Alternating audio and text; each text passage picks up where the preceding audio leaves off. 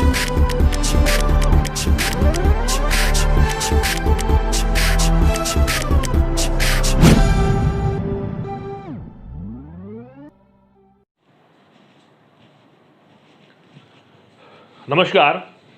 जैसा आप लोगों को पता है कि हमने 10th क्लास का डेमोक्रेटिक पॉलिटिक्स का पॉलिटिकल पार्टी चैप्टर शुरू किया हुआ है। इससे पहले वाले लेक्चर में हमने डिस्कस किया था what we mean by political party, what are the important functions of political party, necessities of political party, meaning of partition and partitionship, component of political party. यहां से शुरू करने से पहले मैं आप लोगों को ऊपर लिंक दिए दे रहा हूं, उस लिंक पे क्लिक करके उन सब चीज़ों के बारे में जान लें। डिस्क्रिप्शन में भी लिंक आपको मिलेगा, उसको सुनने के बाद अब हम शुरू करते हैं। आप लोगों को भी उसको सुनने के बाद यहाँ पर आना है, तभी आपको सारी चीज़ें बेहतर तरीके से समझ में आएंगी। अब हम शुरू करते हैं सफ़र को आगे। तो पहला पॉइंट जो हम लोग डिस्कस करने जा रहे हैं कि how many political parties a country have, एक देश में कितनी पॉलिटिकल पार्टीज होनी चाहिए। तो आप लोगों को जान लेना चाहिए कि किसी देश में कितनी पॉलिटिकल पार्टीज होंगी या उनकी आइडियोलॉजी क्या होगी। ये इस बात पर डिपेंड करेगा कि उसका कंट्री का हिस्टोरिकल बैकग्राउंड क्या है, उनका कल्चरल बिहेवियर कैसा है, कल्चर कैसा है, वहाँ की सोसाइटी में सोशल डिफरेंसेस कैसे हैं, यहाँ तक कि भौगोलिक जो स्थिति है उस देश की कैसी है। इन सब बातों पर यह डिपेंड करता है कि पॉलिटिकल सिस्टम कैसा होगा। ये कोई ऐसी चीज़ नहीं है जिसको सिटीजन्स चुन सकें कि पॉलिटिकल सिस्टम कैसा हो। ये तो जो चीज़ें मैंने आपको बताई हैं उनकी वजह से लंबे समय से चलती आकर के तब जाकर के पॉलिटिकल सिस्टम अमर्ज होता है। तो हम बात करेंगे one party system, two party system, multi party system. तीन तरह के पॉलिटिकल सिस्टम होते हैं मेन। वन पार्टी सिस्टम, यहां पर हम एक एग्जांपल ले सकते हैं ऐसे देश का जहां पर केवल एक ही पार्टी है, चाइना की। चाइना जो हमारा पड़ोसी देश है, जनसंख्या के आधार पर सबसे पहले नंबर पर है, हमारे साथ उसकी बाउंड्री लगती है, एशिया महाद्वीप में है। वहां पर एक ही पॉलिटिकल पार्टी है, कम्युनिस्ट पार्टी ऑफ चाइना। ये एक पार्टी है, हालांकि कुछ छोटी पार्टीज हैं, उन सब पर कंट्रोल इसी पॉलिटिकल पार्टी का है। वहां पर किसी नई पॉलिटिकल पार्टी को बनाने का राइट नहीं है। मीडिया को पूरी तरह से कंट्रोल किया हुआ है। कम्युनिस्ट कंट्री है, वन पार्टी सिस्टम। उस पार्टी के ही टॉप लीडर ये डिसाइड करते हैं कि कौन कौन व्यक्ति इलेक्शन लड़ेगा। जो इलेक्शन लड़ेंगे वो सभी इसी पार्टी के होते हैं और उन्हीं लोगों में से एक को रिप्रेजेंटेटिव बना करके पावर में लाया जाता है। आज की तारीख में वहां पर जो प्रेसिडेंट हैं मिस्टर जिनपिंग, जिनके बारे में आज प्रेजेंट सिनेरियो में हम लगातार देख रहे हैं, तो हम कह सकते हैं कि चाइना में वन पार्टी सिस्टम है। उसके बाद हम टू पार्टी सिस्टम देखते हैं कि टू पार्टी सिस्टम से हमारा क्या अभिप्राय है। जब किसी देश में दो मेजर पार्टीज होती हैं, पावर्स का जो रोटेशन है, फॉर्मेशन ऑफ गवर्नमेंट है, वो या तो एक पार्टी करती है या दूसरी पार्टी करती है। यहां पर इस बात को समझने के लिए हम लोग दो देशों के एग्जाम्पल लेंगे। सबसे पहले powerful country United state of America. America में दो मेजर पॉलिटिकल पार्टीज हैं, one is Democrat, second is Republican. You should be aware that from 1854 onwards, 1854 से लेकर के अब तक इन्हीं दो पार्टीज के बीच में पावर्स का रोटेशन हो रहा है। At present Mr Donald Trump, present president of USA, belongs to Democrat party. और यह भी आप लोगों को जान लेना चाहिए कि पार्टी का कैंडिडेट कौन होगा, इस चीज का भी निर्धारण पार्टी के सभी लोगों द्वारा मिलकर के किया जाता है। जैसे 2020 में यूएसए में प्रेसिडेंट के इलेक्शंस एक्सपेक्टेड हैं। हालांकि कोविड-19 के चलते हो सकता है ये पोस्टपोन हो जाएं, लेकिन अगर हम देखें कि तो 2020 में अमेरिका में प्रेसिडेंट के इलेक्शंस होने जा रहे हैं और रिपब्लिकन पार्टी ने डिक्लेयर कर दिया है कि John Biden will be the candidate from this party Democrats. Donald Trump belongs to Republican Party. Joe Biden, if the election will take place in 2020 दिसंबर, तो डेमोक्रेट पार्टी की तरफ से जो बिडेन कैंडिडेट होंगे presidentship के election के लिए। तो दो मेजर पार्टी वहां पर है। दूसरा एग्जांपल हम लेते हैं यूके का, यूनाइटेड किंगडम का। वहां पर भी दो पार्टी हैं, कंजर्वेटिव पार्टी और दूसरी है लेबर पार्टी। इन दोनों पार्टीज के बीच में ही पावर्स का रोटेशन होता है। एट प्रेजेंट जो कंजर्वेटिव पार्टी है उनसे जो प्रेसिडेंट हैं Boris Johnson is the president who belongs to Conservative party. तो इस तरह से हम कह सकते हैं कि एक और पार्टी सिस्टम है टू पार्टी सिस्टम, जिसमें दो मेजर पार्टीज होती हैं। उसके बाद है मल्टी पार्टी सिस्टम। जिस देश में दो से ज्यादा और बहुत ज्यादा पॉलिटिकल पार्टीज इलेक्शन कंटेस्ट करती हैं, इलेक्शन कमीशन उनको रिकॉग्नाइज करता है, पावर में आने का प्रयास करती है। यहां पर इंपॉर्टेंट एग्जाम्पल है हमारे अपने देश का, भारत का। हमारे देश में हजारों पॉलिटिकल पार्टी है। You will be surprised, election commission ने 2598 पार्टीज को तो रिकॉग्नाइज किया हुआ है, जिसमें से मेजर 8 नेशनल पार्टीज हैं, 52 स्टेट पार्टी हैं। अब नेशनल पार्टी और स्टेट पार्टी क्या होता है उसके बारे में भी हम लोग डिस्कस करेंगे, लेकिन अभी बता दें कि हमारे देश का जो हिस्टोरिकल बैकग्राउंड है, ज्योग्राफिकल जो एक्सपेंशन है, उसके आधार पर हमारे देश में बहुत सारी पॉलिटिकल पार्टीज हैं। तो हम कह सकते हैं कि 3 पॉलिटिकल पार्टी सिस्टम डिस्कस किया है। 1 party system, we have taken the example of China. 2 party system, US and UK example, and multi party system, India. Then we will move to the Indian political structure. Indian political parties, हमारे देश में दो तरह की recognised, मैं इस बात पर जोर दे रहा हूं कि हमारा जो इलेक्शन कमीशन है, chief election commissioner is mister Sunil Arora. हमारे देश में कौन सी पार्टी नेशनल पार्टी होगी, कौन सी पार्टी स्टेट पार्टी होगी, किस आधार पर हम उन्हें नेशनल पार्टी और स्टेट पार्टी का दर्जा देते हैं, उसका एक क्राइटेरिया है। मेन 3 क्राइटेरिया हैं, लेकिन यहां पर हम जो मुख्य क्राइटेरिया है उसके बारे में बात करेंगे कि किन आधारों पर इलेक्शन कमीशन किसी पार्टी को नेशनल पार्टी का दर्जा देगा और स्टेट पार्टी का दर्जा देगा। देखिए, सबसे पहले हम नेशनल पॉलिटिकल पार्टी के बारे में बात करते हैं। हमारे देश में आज 8 नेशनल पार्टी, हालांकि कुछ बुक्स में 6 दी हुई हैं, 7 दी हुई हैं, but the present scenario is we are having 8 national parties. Indian national Congress, name मैंने यहां लिखे हुए हैं, भारतीय Janata party, Bahujan Samaj party, communist party of India, communist party of India Marxist, national Congress party, then all India Trinamool party, national people party. इस तरह से 8 national party हैं। किस पार्टी को नेशनल पार्टी कहा जाएगा उसके लिए क्राइटेरिया के बारे में बात करते हैं।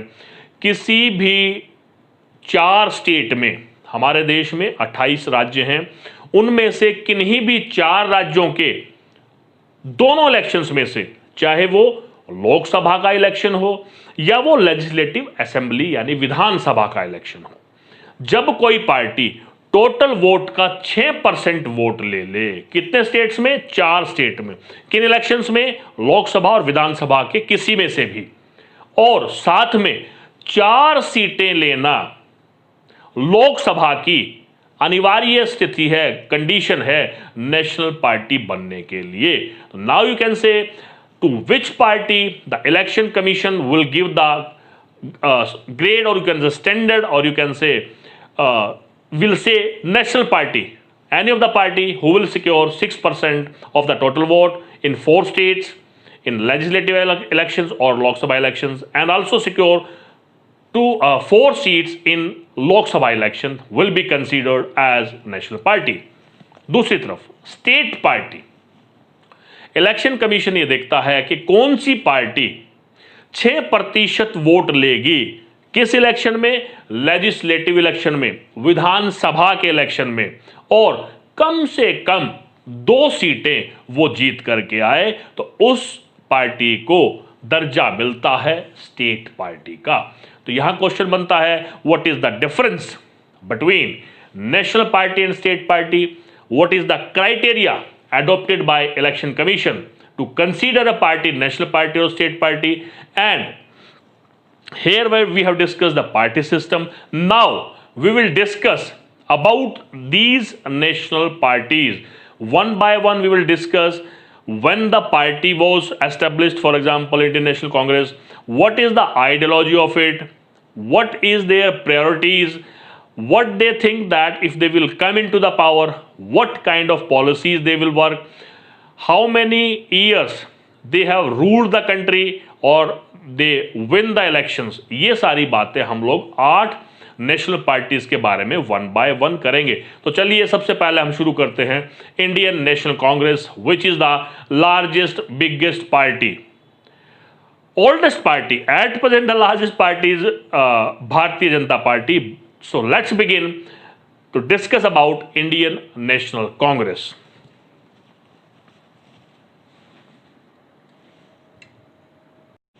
Okay, let's move forward about the main political parties.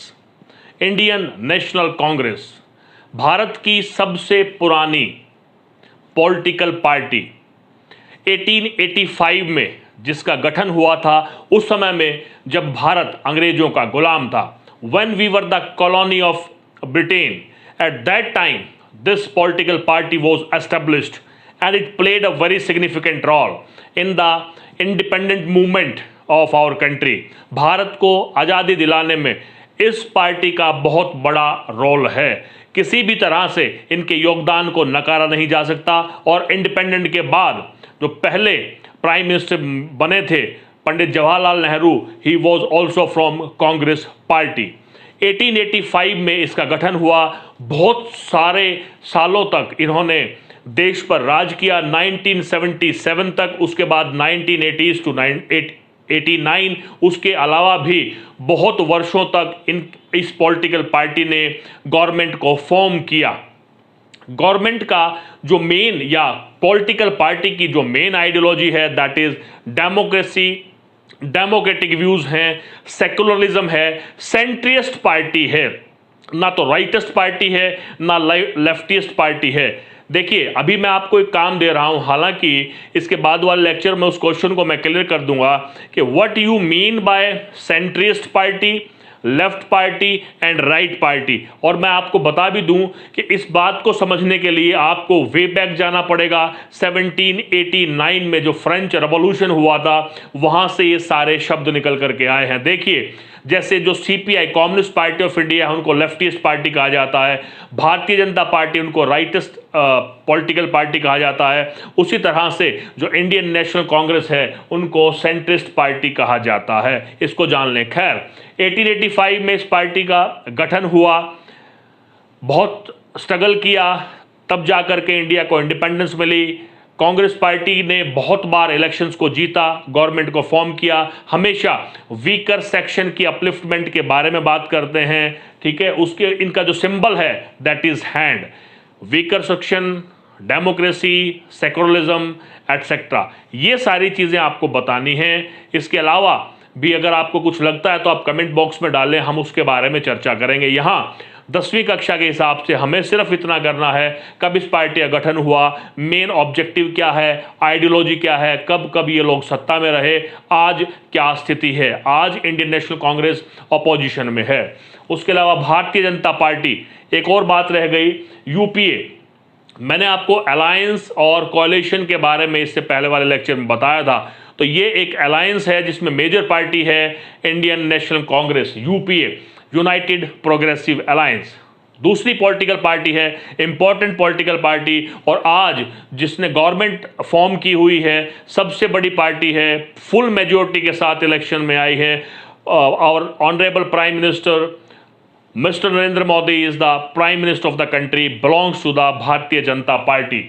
भारतीय जनता पार्टी 1980 में इसको बनाया गया था। इसको राइटेस्ट पॉलिटिकल पार्टी के नाम से जाना जाता है।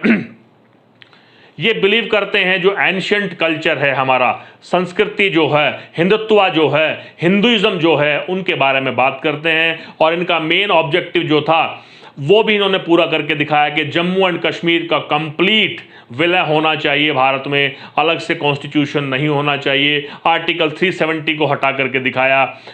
अयोध्या में राम मंदिर हिंदुत्व का एक इन्होंने जो एग्जाम्पल सेट किया। तो कह सकते हैं कि जो बीजेपी पार्टी है 1980s में होने के बाद, और ये एंशिएंट कल्चर और वैल्यू पर बिलीव करते हैं, हिंदुत्व पर, इंटीग्रेशन ऑफ जम्मू कश्मीर करके दिखाया, रिलीजियस कन्वर्जन पर बैन कर दिया। आज एनडीए नेशनल डेमोक्रेटिक अलायंस का एक हिस्सा है, सबसे मेजर पार्टी हैं, और at present when we are talking about 2020, so this is the ruling party of our country. Then we move to the third party, Bahujan Samaj party. Bahujan Samaj party 1984 में कांसी राम जी के द्वारा गठित की गई थी। इनका जो मेन है कि जो दलित्स के साथ, आदिवासियों के साथ, रिलीजियस माइनॉरिटी के साथ जो एक्सप्लोटेशन हुआ है, भेदभाव हुआ है, उन सब को इक्वल स्टेटस दिलवाया जाए, अनटचेबिलिटी को ख़त्म किया जाए, इनको ज़्यादा से ज़्यादा जो रिजर्वेशन दिया जाए, इस बारे में बात करते हैं। और कई बार उत्तर प्रदेश में अपनी सरकार बना चुके हैं, नेशनल पार्टी हैं। दिल्ली में, हरियाणा में, मध्य प्रदेश में, महाराष्ट्र में भी इनकी विंग्स काम करते हैं और बहुत स्ट्रॉन्ग तरीके से अपने आप को रिप्रेजेंट करते हैं कि हमें इक्वल स्टेटस मिलना चाहिए। We were exploited last from so many years, we want the equal resources, equal status, equal opportunity, and the reservation should be given to the Dalits, OBCs, religious minority. तो ये 3 political party के बारे में हमने बात किया है। उसके बाद जो 5 पॉलिटिकल पार्टीज़ हैं, स्टेट पॉलिटिकल पार्टी है, और जो आपका चैलेंजेस हैं, उसका हम नेक्स्ट लेक्चर में बात करेंगे। इस लेक्चर के क्वेश्चंस आप लिख सकते हैं। Define the political system of different country, 1 party system, 2 party system and multi party system. What is the criteria of becoming a national party and state party? Then write few words or write a note on Indian National Congress. Next is write a note on Bharatiya Janata party, right a note on Bahujan Samaj party, BSP. मैंने आप लोगों को एक काम दिया है कि you will try to find out what is the meaning of centrist party. किस पार्टी को सेंट्रिस्ट पार्टी कहा जाएगा, which political party will be given the title of rightist party और लेफ्टिस्ट पार्टी। ये आप लोग निकाल करके लाएंगे और हम अगले लेक्चर में डिस्कस करते हैं। आप इसको कमेंट बॉक्स में भी डाल सकते हैं। नेक्स्ट लेक्चर में मिलते हैं, तब तक के लिए नमस्कार, जय हिंद, जय भारत।